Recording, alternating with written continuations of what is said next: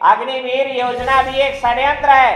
केवल ये मामला नहीं है कि रोजगार नहीं मिल रहा है, बल्कि आरएसएस, बीजेपी, विश्व हिंदू परिषद, बजरंग दल और उनके गुंडागर्दी फैलाने वाले आनुषंगिक संगठन के नौजवानों को उसमें सेना में अग्निवीर के माध्यम से भेजकर और फ्री में अपने ट्रेनिंग लेके मिलिटेंसी की आबादी 90% है। तो माननीय इंद्रजीत यादव जी ने प्रस्ताव रखा कि आरक्षण की सीमा 50% से बढ़ाकर 90% तक किया जाए। जब तमिलनाडु में यह हो सकता है तो पूरे भारत में क्यों नहीं हो सकता है।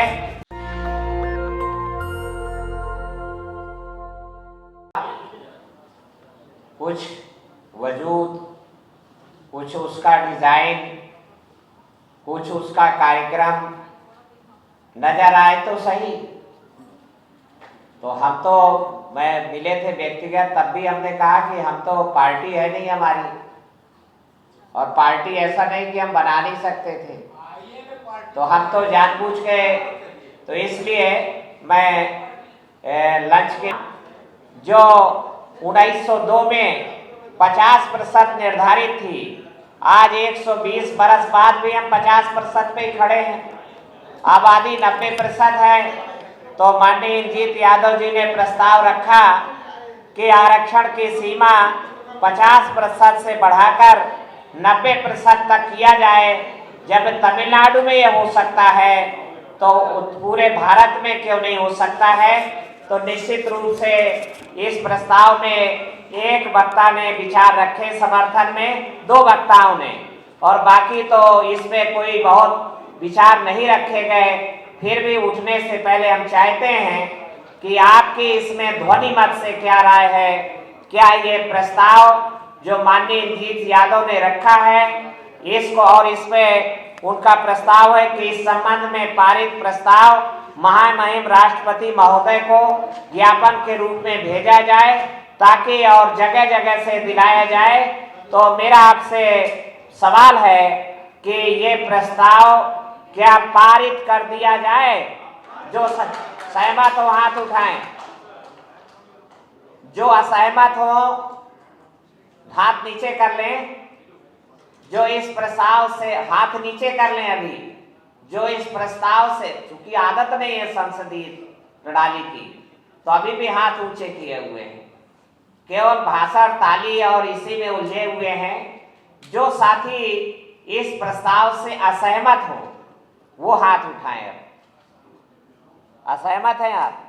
90 पर 85, ठीक है, चलिए ठीक है, अभी बोलने का मौका देंगे। क्या नाम है आपका? मेरा नाम है महेश, मैं भरद्वाज में डिफेंस से आया हूँ। ठीक है, ठीक है। अभी तो ये ध्वनि मत से सर्वसम्मत नहीं हो पा रहा है, तो भारी बहुमत से ये प्रस्ताव पास किया जाता है और सामाजिक परिवर्तन मिशन के द्वारा महामहिम राष्ट्रपति को ये ज्ञापन भेजा जाएगा। 3 प्रस्ताव और हैं जो सेकेंड सत्र में हमें उसको पारित करना है। मेरा आपसे निवेदन है कि संसदीय प्रणाली का हम लोग अभ्यास डालें और विधि सम्मत तरीके से काम करने का, ये मैं बाबा साहब अम्बेडकर के जीवन के जो हमने उन्हें वॉल्यूम पढ़ने को मिले, तो उसमें ये उस जमाने में सभी ऐसे कार्यक्रमों में अभ्यास होता था। बाद में अभ्यास छूटता गया है और जन संसद, पीपुल्स पार्लियामेंट के भी हम लोग कार्यक्रम चलाएं। कई दूसरा प्रस्ताव जो अभी आएगा तो शिक्षा के संबंध में संविधान के अनुच्छेद 21 का, तो उसके लिए जवाहर नवोदय विद्यालय देश में केवल 600 है। ये 600 क्यों हो भाई? ये 1 लाख क्यों ना हो? क्वालिटी एजुकेशन केवल 25 लाख बच्चे पाएंगे जवाहर नवोदय विद्यालय में, और बाकी बच्चे 25 करोड़ बच्चे मिड डे मील खाओ, थाली बजाओ, घर जाओ में उलझे रहेंगे। ये घोर अन्याय है, धोखा है। तो और शिक्षा का बजट जीडीपी का 3% ही क्यों है? दुनिया के तमाम मुल्कों में शिक्षा का बजट 20% तक है। भारत में रक्षा बजट 29-30% है। रक्षा बजट जिसमें भारी घोटाला है। बीपी सिंह जी ने कहा कि बोफोर्स में घोटाला हुआ है। अभी राहुल गांधी ने कहा कि इसमें ये जो तोपें अभी आई हैं इसमें घोटाला है। हाँ, राफेल तो घोटाला है। तो मुझे तो लगता है ये दोनों सही बोल रहे हैं। बीपी सिंह भी सही बोल रहे थे और ये भी राहुल गांधी सही बोल रहे हैं।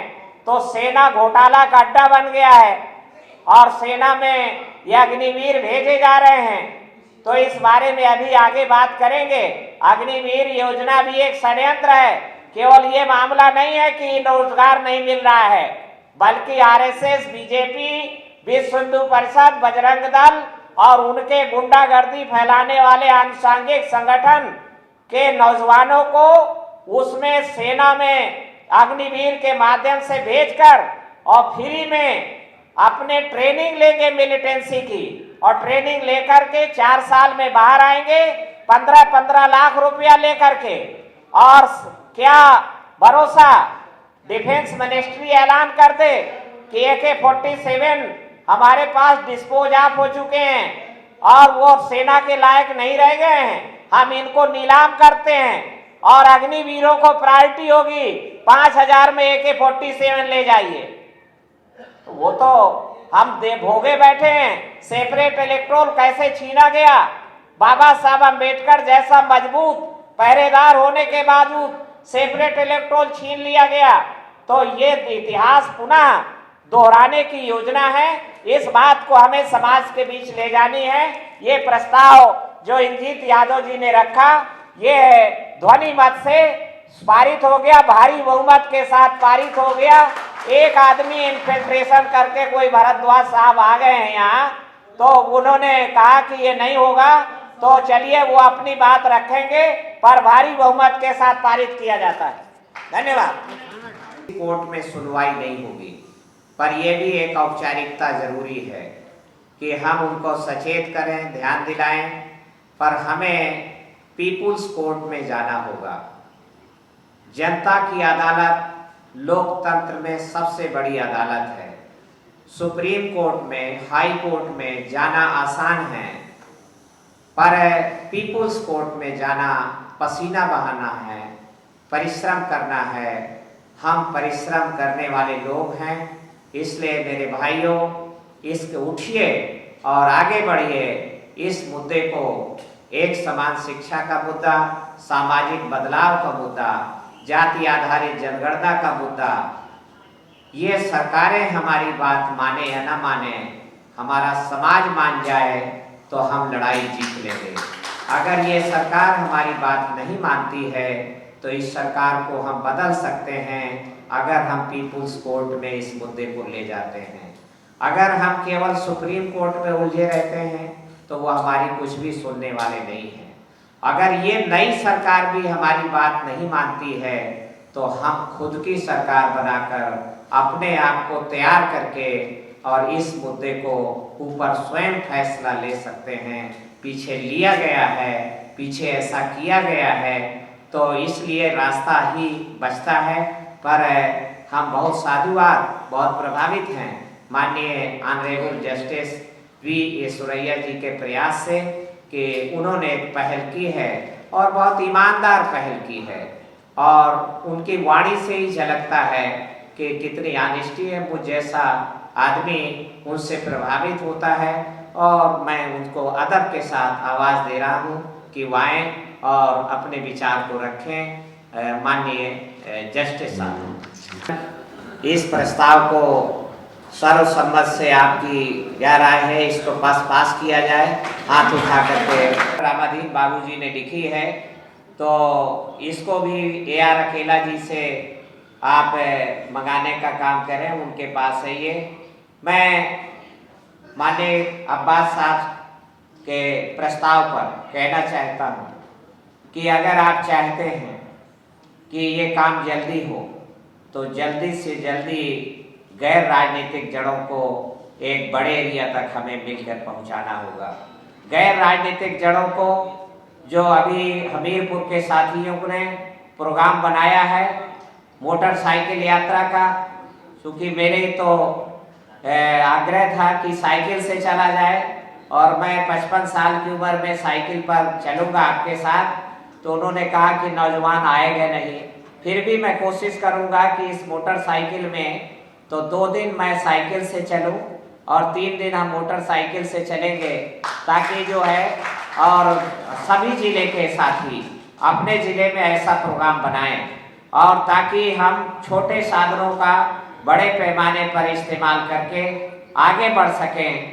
मानवर कांशीराम जी ही भारत के लिए कार्ल मार्क्स हैं, वही लेनिन हैं, वही भारत के लिए नेल्सन मंडेला हैं और वही हमारे लिए रोल मॉडल हैं।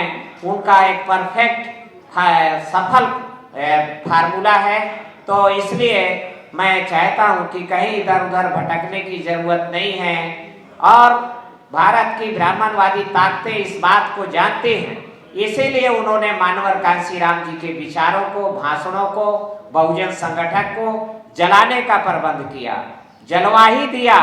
ये तो गांव गली में जो हाकर के पास, हम जैसे माननीय अकेला के पास, कुछ आगरा में साथी थे उनके पास ये पड़े हुए थे, उनको इकट्ठा किया गया। अभी पूरा बहुजन संगठन, अभी तो केवल आपके सामने भाषण आए हैं, अभी बहुजन संगठन की एक एक लाइन बड़ी कीमती है, उसके स्लोगन भी बहुत कीमती हैं, कोटेशन छपते थे वो भी कीमती हैं। अकेला जी ने कहा कि हमें एक मैगजीन निकालने के बारे में सोचना चाहिए, तो निश्चित रूप से हमें कई मोर्चों पर एक साथ काम करना है और आप लोगों से मैं आह्वान करूंगा कि हमारा हाथ बटाएं। दद्दू प्रसाद अगर क्रेडिबल, विश्वसनीय आदमी लगता है, जिनको लगता है, मैं आप सबसे आह्वान करता हूं कि हमारा हाथ बटाएं, हमारा साथ दें। तो मैं आपसे इतना ही वादा करूंगा, मैं आपसे इतना ही वादा करूंगा कि हम मानवर कांशीराम जी की लाइन से न पहले कभी विचलित हुए हैं और न ही आगे विचलित होने देंगे। हम लोगों ने समाजवादी पार्टी को समर्थन दिया तो आप सबके वो आह्वान पर, आप सबकी अपील पर, आप सबकी राय थी और माननीय विश्वरैया साहब ने भी आह्वान किया कि आप जो है ऐसा करिए, तो वो आप सबकी राय के आधार पर ही था। और मैं वादा करता हूँ कि हम लोग ग्रुप लीडरशिप को द्वारा ही और बहुत जल्द हम एक पोलित ब्यूरो का भी गठन करेंगे, एक नीति निर्धारण समिति का गठन करेंगे। हम चाह रहे थे, माननीय रामसागर अकेला जी सुबह से एकाग्रचित होकर के बैठे हुए हैं, तो उनको हम नहीं सुन पा रहे हैं। माननीय अध्यक्षीय भाषण के लिए मैं बाबूजी से विनती करता हूँ, याचना करता हूँ कि आए और अपने विचार रखें। थोड़ा हमने वहाँ विनती किया हुआ है कि हमें थोड़ा समय और दे दें, तो थोड़ा समय हमें मिल गया है, तो आए और माननीय अध्यक्ष जी अपने विचार रखने की कृपा करें। नेशनल दस्तक की आपसे गुजारिश है कि अगर इसको बचाना चाहते हैं तो नेशनल दस्तक को सब्सक्राइब करने के लिए रेड कलर के सब्सक्राइब बटन को दबाएं, फिर बेल आइकन की घंटी दबाएं।